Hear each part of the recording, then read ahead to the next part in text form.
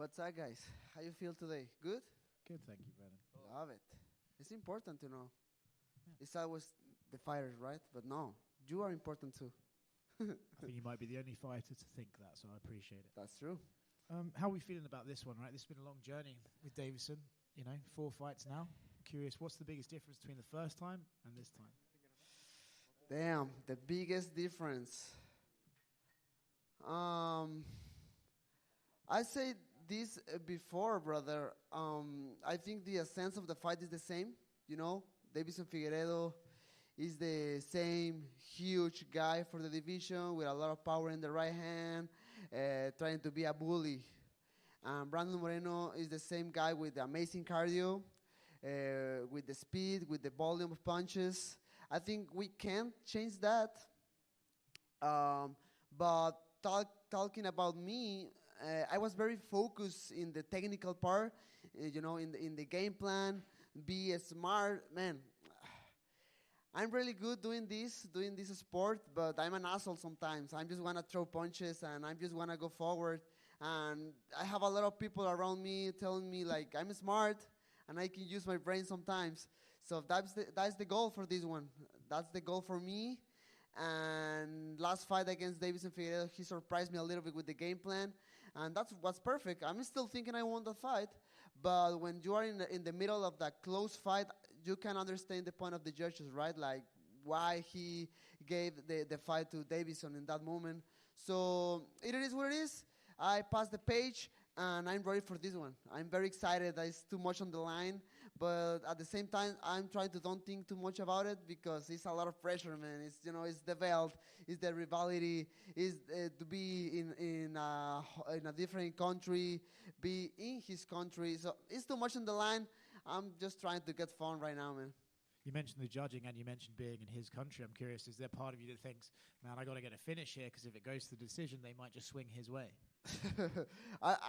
I don't even think about it, man. I don't know. I mean, I understand the point, but man, I fought in Brazil, in Brasilia, 2 years ago in 2020, and was a close fight too.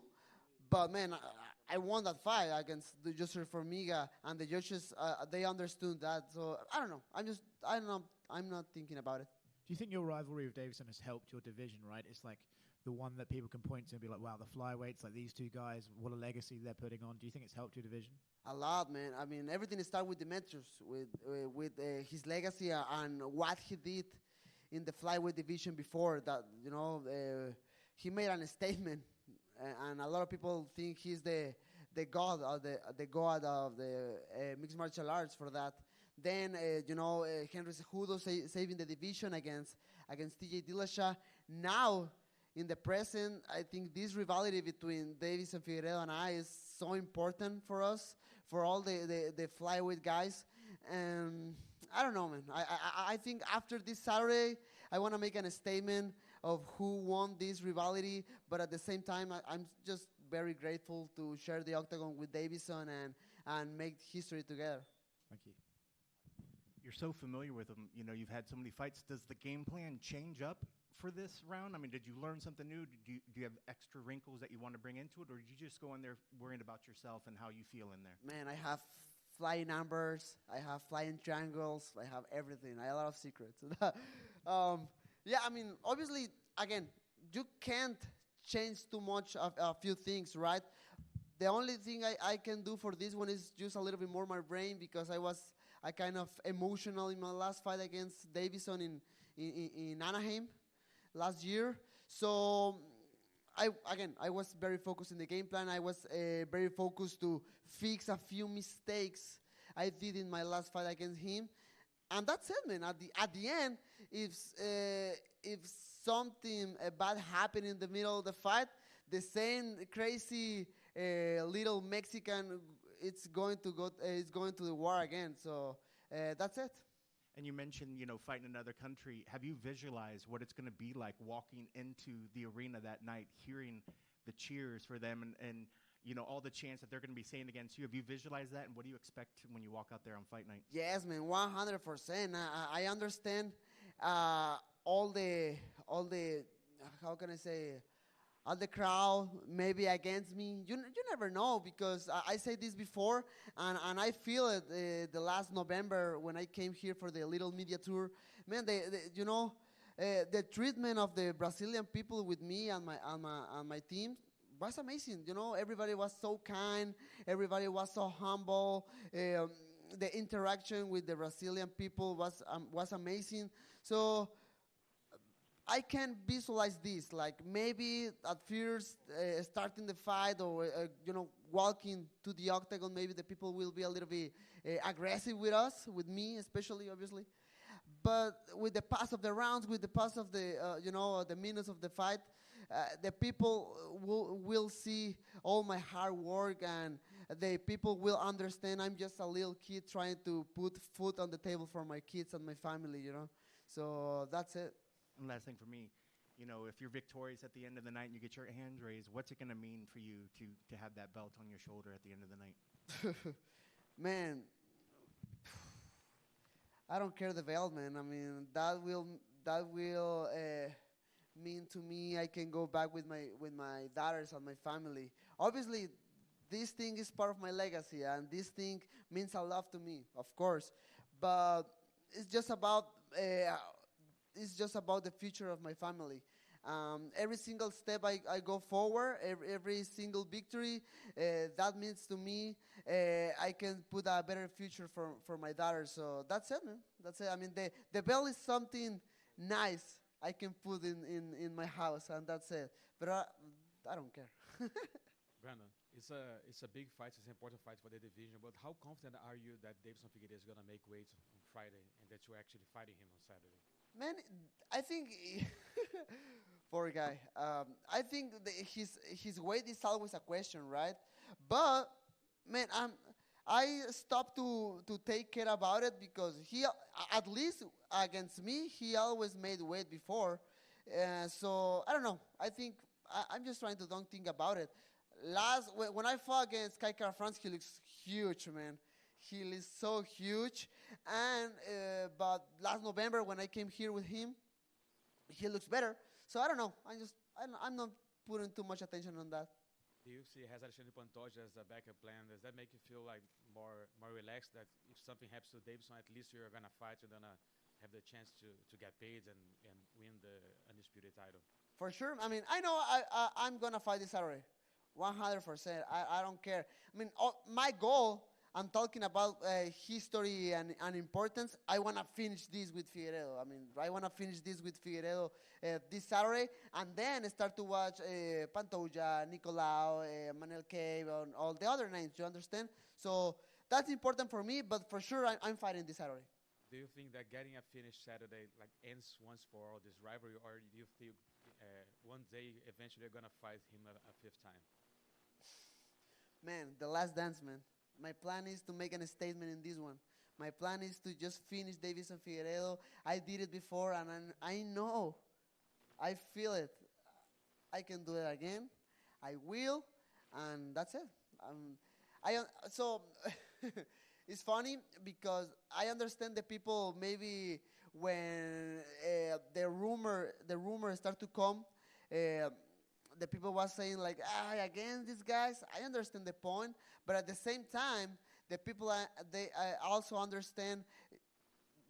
Davison and we make fireworks inside of the octagon. So the people, the fight will be awesome. I promise. But that's it. I don't want to see this guy again. Right now I'm so happy. I'm excited. I'm ready to fight, but I don't want to see this guy again. Do you feel you've mentioned in the past that Davidson is a weird guy, like he's acting different depending on when you meet him? Do you feel that maybe the Brazilian fans are gonna cheer for you like they did for Ronda Rousey against Beto Correia, or do you expect to be a hostile environment when you enter the arena on Saturday? Man, I don't know. I don't know, to be honest. I don't know how is the relation between Davis and Figueiredo and the Brazilian fans. And by my side, we share a lot of similar things, because at the end of the day, I'm from Latin America too. I'm Mexican, so I say this before, like some kind of ways of the interaction between us sometimes is a little bit similar. So, man, again, I'm just trying to be very respectful. I'm just trying to enjoy the moment with the people. If the people is with me, I'll be very grateful, and I'll be very respectful with them. If not, I understand, man. I mean, they are after like 3 years of no events in Brazil. The guy with the belt is Brazilian. If not, I understand. It's not personal, of course, but I wanna do my best, and I'll be very grateful and very happy if the people is with me that night. Brandon, buen día. ¿Cómo estás? Augusto Nisgar para Somos MMA. En español. Hey, ¿cómo estás? ¿Todo tranquilo? Todo bien. Te quiero preguntar, Brandon, recién lo decías en inglés. El 14 de marzo de 2020 vos sos uno de los 3 peleadores que estuvo acá en 2020, la última vez que UFC estuvo en Brasil. Y mi primera pregunta es, más allá de lo obvio que son los cinturones y que sos campeón, ¿qué más ha cambiado en tu vida desde ese 14 de marzo hasta ahora? No, hermano, o sea, si ocuparemos un ratito para resumir todo lo que ha pasado. O sea, esa pelea fue contra Yusiel Formiga, gano ese combate y ya pongo mi nombre pues cerquita de lo que es la conversación por el título. De hecho, yo en ese momento sentía que podría merecer la oportunidad, ¿no? Por ahí, a finales de año, en noviembre, pues se la dan a Alex Pérez y a mí me dan la pelea contra Brandon Royval. Cada quien gana su combate y pues ya queda bien claro quién es el siguiente al título. Pues nada, o sea, ¿qué más te puedo contar? Imagínate, la primera de campeonato, ahí cambia mi vida, después gano el cinturón, otra transformación completamente a lo que es Brandon Moreno, después la tercera, después recuperar el cinturón. Esto es una historia bien larga, que pues la gente que me sigue sabe lo que ha pasado conmigo. Obviamente las responsabilidades, el tiempo, estar ya cada vez más ocupado con los medios, con las firmas de autógrafos y al mismo tiempo mantenerme en forma y los entrenamientos. Ha cambiado mucho, pero te mentiría si no te digo que estoy muy contento y muy agradecido con lo que la vida me ha dejado en el camino, ¿no? Y Brandon, siempre decimos, es difícil enfrentar a un rival 2 veces, 3 veces, esta es la 4ª. Recién hablabas de la transformación de Brandon Moreno. ¿Qué más ha transformado Brandon Moreno para esta pelea? Pues nada, yo creo que como ser humano, he cambiado mucho. He tenido muchísimas formas de pensar y es parte, creo que un poquito de la vida, ¿no? Pues creo que todos cambiamos en ciertos puntos de nuestras vidas. Tengo 29 años, sé que soy muy joven, pero creo que ya he vivido muchas cosas que me han dado como cierta experiencia de vida para tomar ciertas decisiones. He tomado decisiones a lo largo de mi carrera que a veces, híjole, me han temblado las piernas porque no sé esa decisión a dónde me va a llevar, pero gracias a Dios, la vida, el destino, como lo quieras llamar, pues todo ha salido bien hasta el momento y pues nada, te digo, muy agradecido con todo eso. Y para cerrar mi última pregunta, no sé si sos una persona que se fija en las casualidades y demás, pero la última vez que peleaste en Brasil, lo tengo acá anotado, fue contra un brasileño, sí. Venías de ganar una pelea en las últimas 2 y la pelea fue justamente contra Karyn. ¿Se repite el escenario, se repite el país, se repite la victoria? Híjole, claro, yo a eso vengo, o sea, no me veo, o sea, simplemente es que, o sea, veo todo lo que está en juego, ¿no? O sea, veo que quien pierda se va para casa y ya no se sabe qué sigue para uno. Lo digo por el hecho de que ya es bien difícil que la 5ª pelea se dé. Entonces, yo no me veo perdiendo, o sea, yo no me veo siendo menos que el campeón, yo no visualizo nada más, o sea, yo me veo para enfrente, yo me veo como campeón y defendiendo mi cinturón y llenando esta cosa llena de piedritas rojas. Entonces, nada, yo vengo a eso, vengo a ganar. Gracias, hola, hermano. Hola, Brandon, ¿cómo estás? Hola, hermano. Cruz de For the Win MMA. La última vez que yo te vi fue en Chile, fue en una situación adversa, precisamente contra Pantoja, como decía acá el colega. ¿Qué te parece cómo ha pasado el tiempo? This fucking life, you said, en un momento dado, mientras recibías el título. ¿Cómo te sientes ahora haciendo esa retrospectiva y acá en Brasil, a puertas de una 4ª pelea con Davidson? Pues creo que se engloba un poquito la respuesta, ¿no? Es parte de lo que he vivido, de lo que me ha tocado vivir. Te digo, 29 años, o sea, yo sé que soy una persona joven, pero a la vez también empecé este deporte muy joven y he vivido ya muchísimas cosas. Y sí, nada, o sea, la pinche vida y es una montaña rusa, o sea, a veces estás aquí y a veces estás acá y es un cliché completamente porque son el tipo de frases motivacionales que te encuentras en redes sociales, pero yo de primera mano te puedo decir que, o sea, la vida sí es así y es obviamente como lo tomas y como lo digieres. Esta vez en Chile, pues claro, me tocó estar en las partes más oscuras. De hecho, fue el principio de la parte más oscura de mi vida y de mi carrera, porque de ahí pues nada, me cortan y se empieza a venir esta bola de nieve de problemas en mi vida, pero después, híjole, no, a veces ni siquiera me pongo a pensar en lo que hice para salir adelante. Creo que simplemente me enfoqué muchísimo en el presente, en el día a día, en ir tomando obstáculo por obstáculo y no pensar en todo lo que eran mis problemas. Y eso me ayudó a salir adelante y a desarrollarme y a ganar más experiencia y seguir para enfrente y seguir ganando peleas y regresar a UFC y enfrentar mis nuevos rivales y llegar hasta el cinturón. O sea, muchas veces piensas, la vida se acabó, pero creo que soy un claro ejemplo de que, hey, a mí me cortaron, a mí me daban por acabados, a mí ya no me daban una. Y yo en mi mente era ¿de qué hablan? O sea, estoy súper joven, o sea, tengo toda una carrera por delante, yo sé que puedo y tengo toda la ética de trabajo para lograrlo, y así lo hice. O sea, y es bien fácil para mí ahorita decirte a ti esto con palabritas, ¿no? Y tú vas a decir, no, oye, pero no sé, o sea, simplemente me enfoqué en ser disciplinado, en seguir adelante y lo logré. Sé que a lo mejor no todas las personas pueden gozar de la misma fortuna de decir eso, pero hey, sé que se puede. Definitivamente. Bueno, cuando nos caemos y llegamos al punto más bajo, nos abrimos a los cambios más profundos. Hablemos un poco de lo que es para ti este regreso a Sudamérica, considerando un poco que UFC no venía a Sudamérica antes de la pandemia. Entonces el reencuentro va a ser potentísimo, no solamente para los atletas locales, sino que para ti como gran representante latinoamericano. ¿Cómo llevas eso? ¿Cómo sientes que se viene eso para ti este fin de semana? Claro, o sea, hijo, yo veo, fíjate, un 2023 bien ocupado. O sea, porque sé que voy a ganar este sábado. O sea, no tengo otro pensamiento en mi cabeza, no tengo algún otro panorama, no tengo un plan B, tengo un plan A. Y si no, se acaba el plan A y se acaba todo. Entonces, yo siento que llevarme esta victoria, el otra vez, creo que ayer o antier platicaba con alguien de que sin darnos cuenta, bajita la mano, México está en una posición bien potente. Porque yo estoy peleando por el cinturón este sábado, voy a ganar. Próximo mes está peleando Jair Rodríguez por el campeonato interino contra Josh Emmett, sé que va a ganar. Por ahí está Alexa Grasso cerquita, por ahí está Irene Aldana cerquita.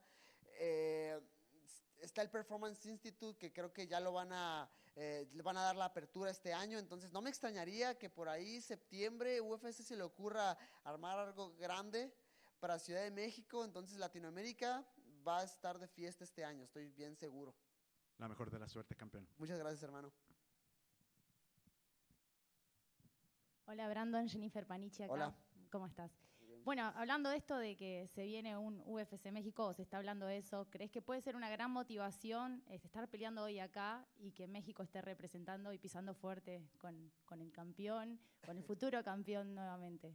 No, híjole, yo creo que desde la pelea que gané, o sea, desde la primera pelea que tuve contra Davison, ya el nombre de Brandon Moreno empezó a levantar muchísimo. Una vez que gané el campeonato, fue una locura, ¿no? Fue una revolución completamente. Y ahorita más que nunca, creo que la gente nunca se bajó del barco de Brandon Moreno. Y el apoyo está al 100%. No te voy a negar que eso genera pues, una presión extra, pero creo que a este punto es evidente que la presión, vivo en presión todos los días, ¿no? Entonces ya que es algo en lo cual, quieras o no, me acostumbré a vivir y a la vez es algo muy bonito porque mucha gente se ve representado en mí de una manera increíble, ven una motivación en mí y cuando me pongo a pensar mucho en eso, como que se me pone un poquito la piel de gallina, pero a la vez trato de utilizarlo de nuevo como una motivación extra.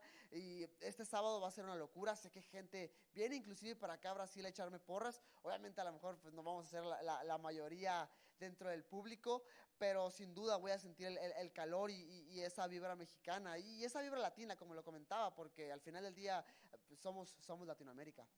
Muchas gracias, Brandon. Nah. We did it, Joe. Let's go. Awesome, guys. Have a nice day, all right? Enjoy Brazil and eat acai for me, please.